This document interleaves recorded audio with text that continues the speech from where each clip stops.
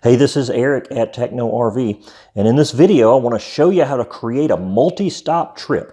So let's say you've got a destination that's say 1,000 miles out, and in between where you're at now and that final destination you've got a lot of stops you want to make.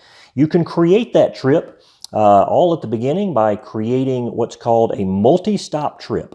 So from this screen you're just going to go into Destination, and then you'll see over here on the left side of your screen it says multi-stop trips. From here I'm going to create a new trip, and we will just call this trip test, and we will enter that.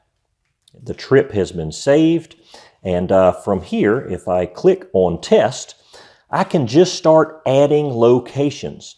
So I'm just going to go into my history here and say I'll just add this one. Do you want to add that? Do I want to add another destination besides that? And I'll just say yeah, and let me just go back into history again, and then I'll just enter this other one, and then it'll say do you want to add another destination. Let's just say I've just got the 2. Now you can enter up to 50 destinations into here this way, but let's say I just want to enter these 2. So I go back out, and now here they are.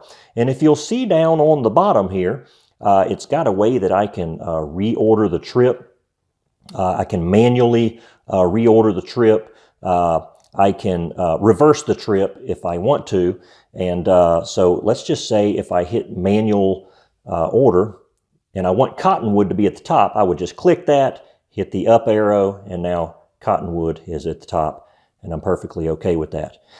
At any point after I exit out of here, let's say I just go completely out and it's morning time, it's ready for me to start this trip, I just go into multi-stop trips, click on my trip, and I just hit start trip, and it'll immediately take me to that first destination. I hope this has been helpful for you, and if you're interested in more information about the Rand McNally products, we've got a lot of information about these products at TechnoRV.com. So get on over to TechnoRV.com. You're welcome to look at all that information that you like.